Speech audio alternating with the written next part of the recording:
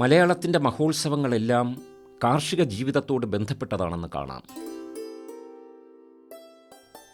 സമ്പൽ സമൃദ്ധിയുടെ ദേവരൂപമായ മഹാലക്ഷ്മിയാണ് തൃക്കാർത്തിക ഉത്സവത്തിൻ്റെ ആധാരദേവതയെന്ന് പുരാണങ്ങൾ ഉദ്ഘോഷിക്കുന്നു. ആ ദേവസമർപ്പണമെന്നോണം മൺചിരാതുകളിൽ എണ്ണത്തിരി തെളിയിച്ച് ഭവനങ്ങളിൽ ദീപനിര ഒരുക്കുന്നു. കിഴങ്ങുവർഗ വിളകളുടെ വിളവെടുപ്പ് കാലം കൂടിയാണ് കാർത്തികക്കാലം.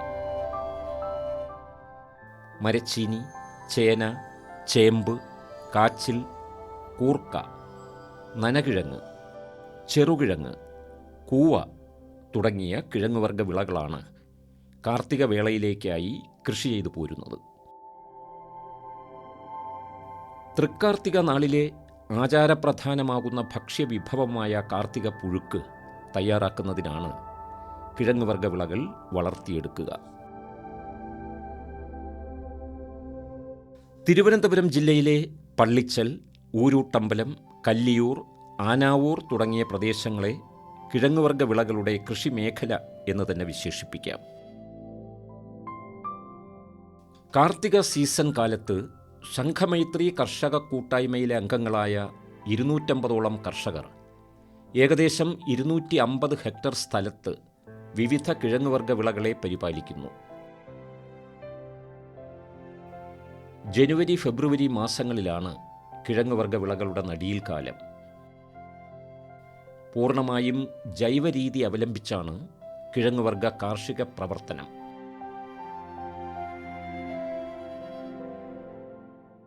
അതിനാൽ തനത് നാട്ടുവിളയായ ഈ കിഴങ്ങുവർഗ്ഗങ്ങൾ ഏറെ പോഷകപ്രദവുമാകുന്നു.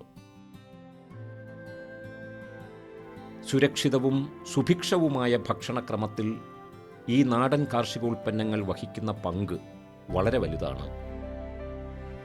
ഇന്നത്തെ അനിവാര്യമായ ഭക്ഷ്യസംസ്കാരത്തിന് ആരോഗ്യപരമായ ആർജവമേകുകയാണ് ഈ കാർത്തിക കാർഷിക വിളകൾ.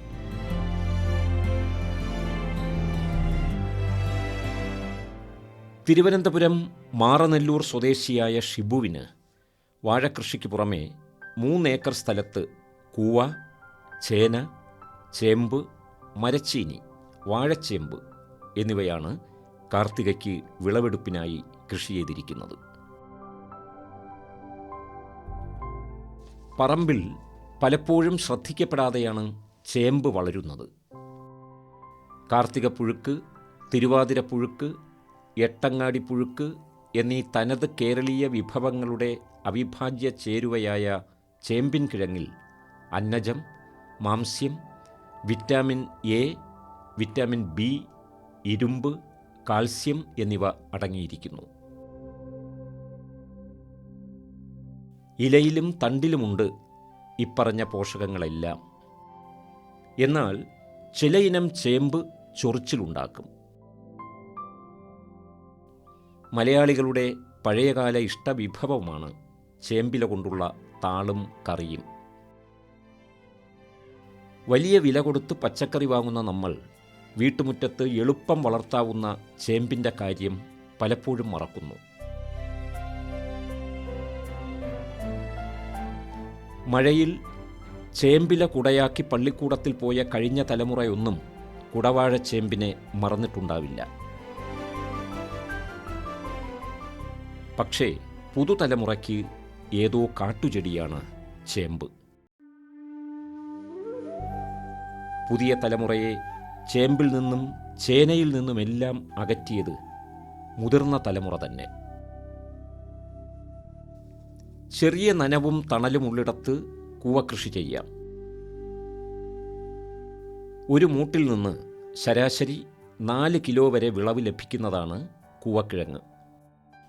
കുട്ടികളുടെ ആഹാരമായി കൂവപ്പൊടി ഉപയോഗിക്കുന്നു. കാൽസ്യം, പൊട്ടാസ്യം എന്നിവയുടെ സ്രോതസ്സു കൂടിയാണ് ഈ കിഴങ്ങുകൾ. കൃഷിക്കാരിൽ നിന്നും കൂവക്കിഴങ്ങ് സംഭരിച്ച് കൂവപ്പൊടി ഉണ്ടാക്കി വിൽപ്പന നടത്തുന്ന നിരവധി പേരുണ്ട്. ഈ വാഴ നട്ട് 6 മാസം ആയത് സമയത്ത് നട്ട കൂവയുടെ തൈ നട്ടതാണ്. അതിലുള്ള കിഴങ്ങാണ്. ഇപ്പോൾ ഇതിന് ഏകദേശം 10 മാസത്തോളം പ്രായമുണ്ട്. ഒരു ഒരു മൂട് വെട്ടുമ്പോൾ 4-5 കിലോ കിഴങ്ങ് കിട്ടും. ഇത് ഞങ്ങൾ കണ്ടിന്യൂ ആയിട്ട് നിരത്തിയിട്ട് നടന്നതല്ല, ഒരു മൂട് വാഴയിടയ്ക്ക് ഒരു തൈ, ആ രീതിയിലാണ് നടന്നത്. അപ്പോൾ അത്രയ്ക്കുള്ള വിളവ് അതിലുണ്ടാവും. നിരത്തി നടുമ്പോഴത്തേക്ക് അതിലുള്ള വിളവ് കുറഞ്ഞിരിക്കും. പിന്നെ ഇത് കൂവയുടെ പ്രത്യേകത എന്ന് പറയുന്നത്, പണ്ട് കാലങ്ങളിൽ ഇവിടെ കൊച്ചുങ്ങൾക്ക് ന്യൂട്രീഷന് പകരം കൊടുത്തുകൊണ്ടിരുന്നത് കൂവമാവ്. കൂവ ഉണക്കി പൊടിച്ച് അതിൻ്റെ മാവെടുത്ത് കർക്കണ്ണും കൂടെ ചേർത്ത് മിക്സ് ചെയ്താണ് കുഞ്ഞുങ്ങൾക്ക് കൊടുക്കുന്നത്. നല്ല ആരോഗ്യത്തോടെ വളരാനുമില്ല. ഇന്നിപ്പോൾ ന്യൂട്രീഷൻ്റെ പുറകെ പോയി കുട്ടികൾക്ക് ആരോഗ്യമില്ല, ഒരു കാറ്റടിച്ചാൽ മറിഞ്ഞു വീഴുന്ന അവസ്ഥയിലായിട്ടുണ്ട്. അന്നത്തെ കുട്ടികളെന്ന് പറഞ്ഞാൽ ഇരുമ്പ് ഇരിക്കുന്നത് പോലെ ഇരിക്കും, അവർക്ക് ആരോഗ്യമുണ്ട്. ഇതൊരു ഔഷധ ഗുണമുള്ള സാധനമാണ്. ഏത് സമയത്തും ഞങ്ങളെ സമീപിച്ച ഈ സാധനം കിട്ടും. മാർക്കറ്റിൽ ഇതിന് 160 രൂപ വരെ ഒരു കിലോയ്ക്ക് പച്ചയ്ക്ക് വിലയുണ്ട്.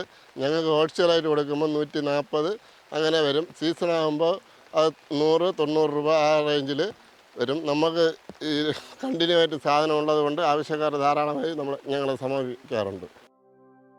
മറ്റ് കൃഷികളെ അപേക്ഷിച്ച് കാര്യമായ പരിചരണം വേണ്ടാത്ത കിഴങ്ങുവർഗ കൃഷി കർഷകന് ആദായകരമായി വിളവെടുക്കാം എന്നത് ഒരു പ്രത്യേകതയാണ്. കാട്ടാക്കട സ്വദേശിയായ ഷാജി പാട്ടത്തിനെടുത്ത 5 ഏക്കറിൽ വാഴ, വെള്ളരി, ചെറുപയർ എന്നിവയ്ക്ക് പുറമെ കാർത്തിക വിളയായ ചെറുകിഴങ്ങും കൃഷി ചെയ്തു.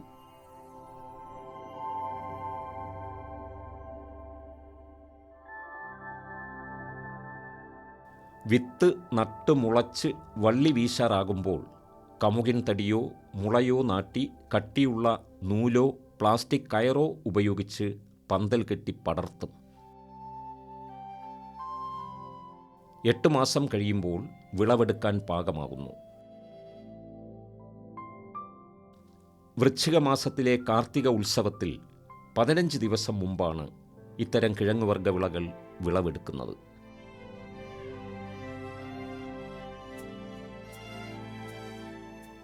ഒരു കുഴിയിൽ നിന്നും ശരാശരി 10 കിലോ ചെറുകിഴങ്ങ് ലഭിക്കുന്നു.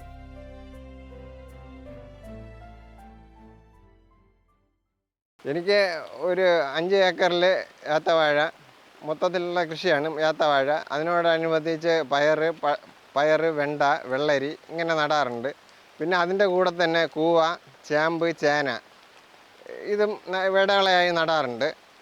കാർത്തികയ്ക്ക് വേണ്ടിയിട്ട് തനിയായി നടുന്ന ഒരു വിളയാണ്. ഇതിൻ്റെ ഇടയിൽ മറ്റ് കൃഷികളൊന്നും ചെയ്യാൻ പറ്റില്ല. ഇത് നടുന്ന രീതി മാർച്ച് ഏപ്രിൽ മാസങ്ങളിലൊക്കെയാണ് നടുന്നത്. ഇത് വീട്ടുവളപ്പിലെ ചാക്കുകളിലോ ഒക്കെ നട്ടിട്ട് പിന്നെ കമ്പുകൾ നാട്ടി അതിൽ വളർത്താം. കര പ്രദേശങ്ങളിൽ കുഴി വെട്ടി കൂട്ടി അത് അങ്ങനെ നടാൻ സാധിക്കും. പിന്നെ നമ്മളിത് കുറേ വയലിലാണ് ഏറെ കൃഷി ചെയ്യുന്നത്.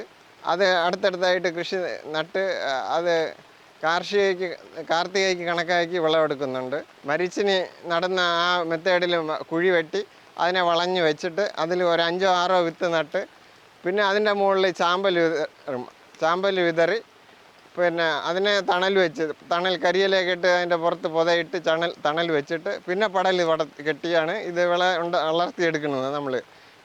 നമ്മൾ ചെയ്യുന്നത് ഒരു വ്യവസായ അടിസ്ഥാനത്തിലാണ്. ഇത് ഏകദേശം ഒരു 50 സെൻറ്റോളം ഇത് മാത്രം കൃഷി ചെയ്യുന്നുണ്ട്. കുളത്തൂർ സ്വദേശിയായ ഹരി പാട്ടത്തിനെടുത്ത 3 ഏക്കർ സ്ഥലത്ത് വാഴ, നനകിഴങ്ങ്, മുക്കിഴങ്ങ് എന്നിവയ്ക്ക് പുറമെ 1 ഏക്കർ സ്ഥലത്ത് ആമക്കാടൻ ഇനത്തിൽപ്പെട്ട കപ്പയും കൃഷി ചെയ്തു. കാർത്തിക സീസൺ മുന്നിൽ കണ്ടാണ് കപ്പ കൃഷി ചെയ്തത്. ഞങ്ങളിത് മൂന്ന് ഏക്കറോളം പാട്ടത്തിനടുത്താണ് ഈ കൃഷി ചെയ്യുന്നത്. ഇതിപ്പോൾ മെയിനായിട്ട് കപ്പയും കാർത്തികയ്ക്കുള്ള കിഴങ്ങ് വർഗ്ഗങ്ങളെല്ലാം കൃഷി ചെയ്തെടുക്കുന്നുണ്ട്. കൂടാതെ വാഴ കൃഷിയുണ്ട്. ഇതെല്ലാം കപ്പയ്ക്ക് കൃഷി എന്ന് പറയുമ്പോഴത്തേക്ക് നമ്മൾ കമ്പ് നടുന്ന സമയത്ത് ട്രാക്ടർ ഉപയോഗിച്ചാണ് വളമായിട്ട് ചേർക്കുന്നത്, അല്ല മറ്റൊരു സാധനങ്ങളും ചേർക്കുന്നില്ല. ഇത് അശ്വതി ആണ് ഇത് ഈ ഇനത്തിൻ്റെ പേര്. 5 മാസം കഴിയുമ്പോഴത്തേക്ക് ഇത് വിളവെടുക്കും. 5-6 മാസമാകുമ്പോൾ വിളവെടുത്ത് തീരും നമ്മൾ.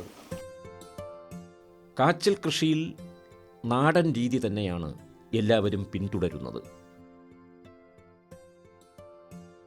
എന്നാൽ അച്ഛൻ ഷിബുവിൻ്റെ കൃഷിരീതികൾ കണ്ടുവളർന്ന വിദ്യാർത്ഥിനിയായ അനുജ അതിൽ നിന്നും വ്യത്യസ്തമായി ചെങ്കല്ലുകൾ നിരത്തി അതിനുള്ളിൽ ചാണകപ്പൊടി വിതറി വിത്ത് നട്ടു.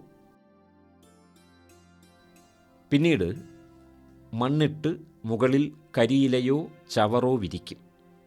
ഇങ്ങനെ ചെയ്യുന്നതിലൂടെ കളകൾ മുളയ്ക്കാറില്ല, ഈർപ്പം നിലനിൽക്കും, കരിയില ചീഞ്ഞ് വളമാകുകയും ചെയ്യും. വിളവെടുക്കാനും എളുപ്പം.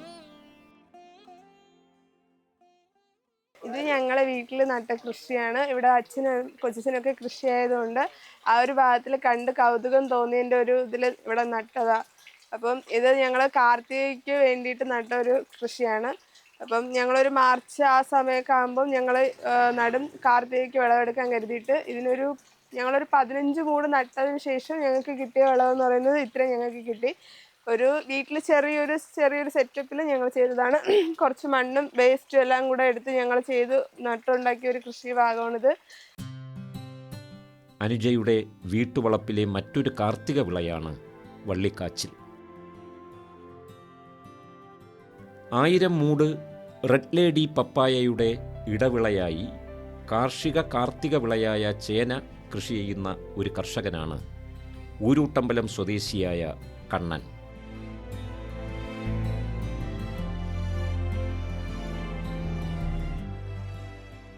പാരമ്പര്യ കർഷകനായ കണ്ണൻ കഴിഞ്ഞ 20 വർഷമായി തുടർച്ചയായി കാർത്തികയ്ക്ക് വിളവെടുക്കാൻ പാകത്തിന് കൃഷി ചെയ്യുന്ന ഒരു കർഷകനാണ്. കുറച്ച് കൃഷിസ്ഥലമുള്ളവർക്കും വീടിൻ്റെ ടെറസിൽ വരെ കിഴങ്ങുവിള കൃഷി ചെയ്യാവുന്നതാണ്. തിരുവനന്തപുരം നരുവാമൂട് സ്വദേശിയായ ബാലചന്ദ്രൻ 5 ഏക്കർ സ്ഥലത്ത് കിഴങ്ങുവർഗ വിളയായ മധുരക്കിഴങ്ങ്, ചേന, നനകിഴങ്ങ് എന്നിവ കൃഷി ചെയ്യുന്നു. 8-10 മാസങ്ങൾ കൊണ്ട് കിഴങ്ങുകൾ പാകമാകുന്നു. കേരളത്തിൽ കാർത്തിക വിളയായി ധാരാളം കൃഷി ചെയ്യപ്പെടുന്ന ഒരു കിഴങ്ങ് വിളയാണ് നനകിഴങ്ങ്. കാർത്തിക പുഴുക്കിലെ പ്രധാന ഇനമാണ് നനകിഴങ്ങ്. ഇത് പരമ്പരാഗതമായി കൃഷി ചെയ്തിരുന്ന നനകിഴങ്ങാണ്. എല്ലാ വീട്ടുവളപ്പിലും ഉണ്ടായിരുന്നു. ആ വീട്ടുവളപ്പിൽ നിന്ന് ഇത് അന്യം നിന്ന് പോയി. 40 വർഷമായിട്ട് നനകിഴങ്ങ് കൃഷി ചെയ്ത് അത് സംരക്ഷിച്ചു. നനകിഴങ്ങ് മാത്രമല്ല, ചെറുകിഴങ്ങ്, എല്ലാ കിഴങ്ങ് വർഗ്ഗങ്ങളും സംരക്ഷിച്ചു പോകുന്നു. ഇതിനകത്ത് കൂടുതൽ കാൽസ്യവും മഗ്നീഷ്യവും ആണ് കൂടുതൽ. കാൽസ്യം കാൽമുട്ടിൻ്റെ വേദന മാറ്റുന്നതിന് ഇത് സഹായിക്കും. ഇത് ഏറ്റവും കൂടുതൽ ഔഷധം വന്ധ്യതയ്ക്കാണ്. വന്ധ്യതയ്ക്കുള്ള മരുന്നാണ് ഈ നനകിഴങ്ങ്. ഒരു ചുവട്ടിൽ നിന്ന് ഏകദേശം 20-22 കിലോ കിഴങ്ങ് വരെ കിട്ടും.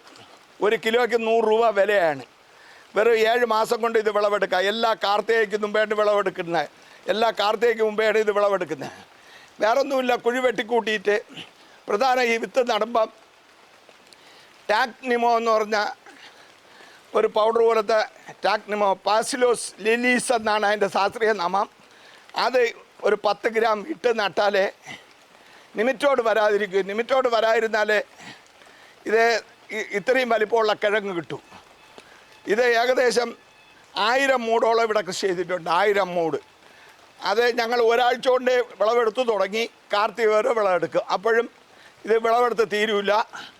വിത്ത് ആവശ്യമുള്ളവർക്ക് ഞങ്ങൾ പലർക്കും കൊടുക്കുന്നുണ്ട്.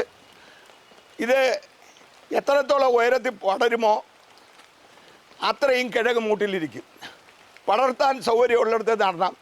ചാക്കിൽ മണ്ണ് നിറച്ച് ഒരു മൂട്ടിൽ നടുകയാണെങ്കിൽ ആ വീട്ടിൽ ആവശ്യത്തിനുള്ള നനകിഴങ്ങ് നമുക്ക് സുലഭമായി കിട്ടും. ബാലചന്ദ്രൻ്റെ മറ്റൊരു കാർത്തിക വിളയാണ് പഴയകാല നാടൻ ഇനമായ ഭദ്രകാളി ചുവല എന്ന മധുരക്കിഴങ്ങ്.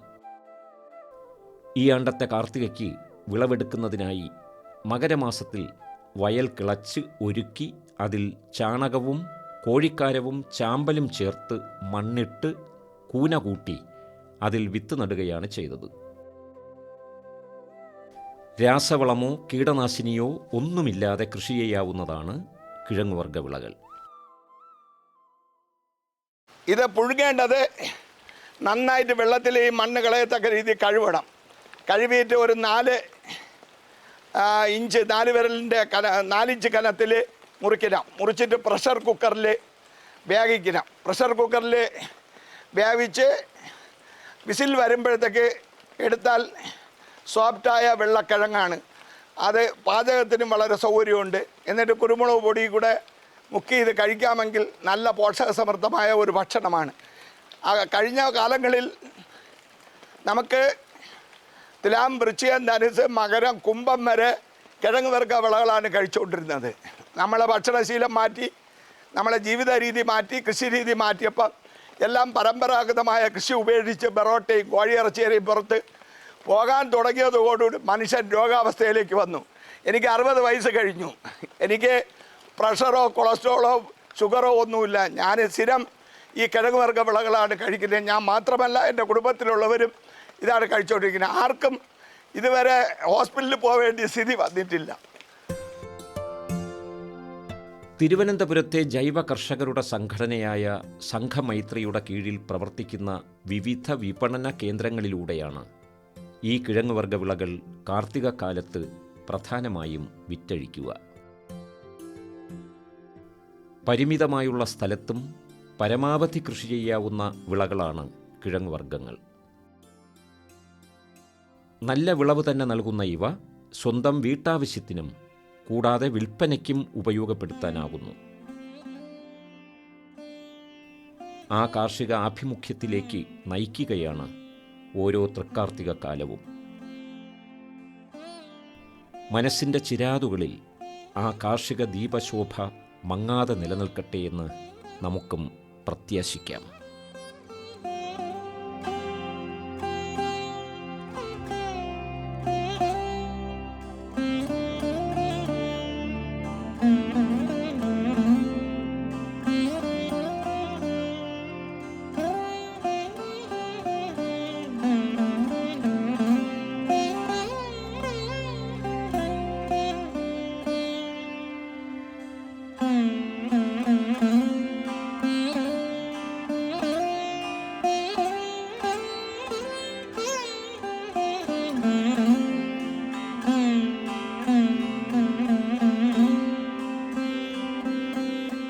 കൃഷി ദർശൻ പരിപാടിയെക്കുറിച്ചുള്ള നിങ്ങളുടെ അഭിപ്രായങ്ങളും നിർദ്ദേശങ്ങളും ഞങ്ങളെ അറിയിക്കുക. വിലാസം: പ്രൊഡ്യൂസർ കൃഷി ദർശൻ, ദൂരദർശൻ കേന്ദ്രം, കുടപ്പനക്കുന്ന്, തിരുവനന്തപുരം 695043. ഫോൺ 0471 27318770.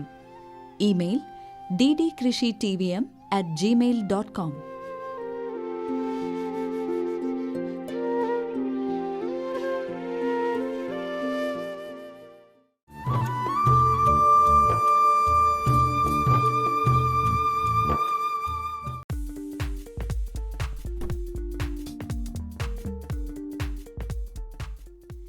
ഇക്കാണുന്നത് പോലെ നല്ല വിളവുള്ള തെങ്ങുകൾക്ക് ശാസ്ത്രീയ പരിചരണങ്ങൾ കൃത്യമായി തന്നെ നൽകേണ്ടതുണ്ട്.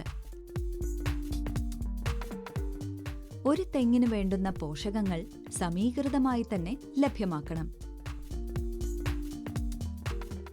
അതോടൊപ്പം വേണ്ടത്ര ജലസേചനവും നൽകണം. എല്ലാ വർഷവും മുടങ്ങാതെ ആദ്യം ചെയ്യേണ്ട പ്രവൃത്തി ഇതേപോലെ തടമെടുക്കുക എന്നുള്ളതാണ്. തെങ്ങിൻ മണ്ടയുടെ വിസ്തൃതി വേണം തടത്തിന്. എന്നു പറഞ്ഞാൽ 1.25 മീറ്റർ മുതൽ 2 മീറ്റർ വരെ ചുറ്റളവിലുള്ള തടത്തിന് 25 സെന്റിമീറ്റർ താഴ്ചയും ഉണ്ടാകണം. തടമെടുത്താൽ ഉടൻ മഴക്കാല ആരംഭത്തിൽ തന്നെ മണ്ണിന്റെ അമ്ലത അഥവാ പുളി കുറയ്ക്കുവാൻ കുമ്മായം അഥവാ ഡോളോമൈറ്റ് ഒരു തെങ്ങിന് 1 കിലോ മുതൽ 2 കിലോ വരെ തടത്തിലിട്ടുകൊടുക്കണം.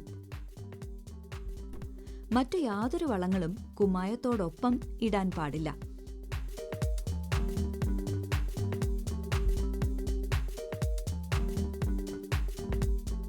മണ്ണു പരിശോധന ക്രമമായി നടത്തി മണ്ണിൽ കുറവുള്ള പോഷകങ്ങളാണ് വളങ്ങളായി നൽകേണ്ടത്. പോഷകങ്ങൾ ലഭ്യമാക്കുവാൻ സമീകൃതമായ ജൈവ വളപ്രയോഗവും രാസവള പ്രയോഗവും വേണ്ടിവരും. കായ്ക്കുന്ന ഒരു തെങ്ങിന് ഒരു വർഷം 25 മുതൽ 50 കിലോ വരെ നിർബന്ധമായും ജൈവവളങ്ങൾ നൽകണം.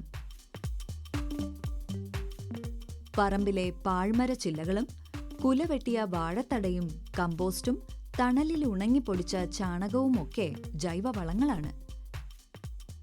കൂട്ടത്തിൽ 1-2 കിലോ വേപ്പിൻ പിണ്ണാക്കും നൽകാവുന്നതാണ്.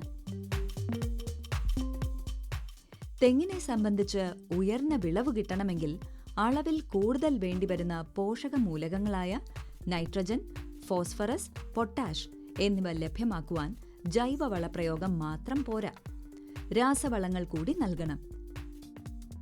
യൂറിയ, രാജ്ഫോസ്, പൊട്ടാഷ് എന്നിവ നൽകിയാൽ ഈ 3 പോഷകങ്ങളും ലഭിക്കും.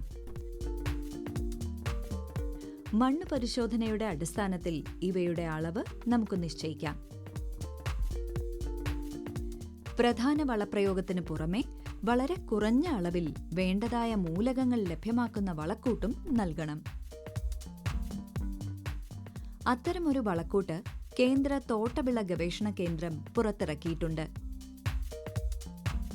കൽപ്പരക്ഷ എന്ന പേരിൽ തൈ തെങ്ങിനും കൽപ്പവർദ്ധിനി എന്ന പേരിൽ കായ്ക്കുന്ന തെങ്ങിനുമുള്ള വളങ്ങൾ. ബോറോൺ എന്ന മൂലകത്തിന്റെ അഭാവം തെങ്ങിൽ മച്ചിങ്ങ കൊഴിച്ചിലിനും കൂമ്പ് കരിയലിനും പേട്ടുതേങ്ങ കായ്ക്കലിനും വഴിവെക്കുന്നു. ബൊറാക്സ് എന്ന വളം കായ്ക്കുന്ന ഒരു തെങ്ങിന് 150 ഗ്രാം എന്ന തോതിൽ നൽകിയാൽ ബോറോൺ അഭാവം നികത്താം. ഓല മഞ്ഞളിക്കുന്നത് മഗ്നീഷ്യത്തിന്റെ കുറവുകൊണ്ടാണ്. കായ്ക്കുന്ന ഒരു തെങ്ങിന് 500 ഗ്രാം മഗ്നീഷ്യം സൾഫേറ്റ് നൽകിയാൽ മഞ്ഞളിപ്പ് മാറിക്കിട്ടും.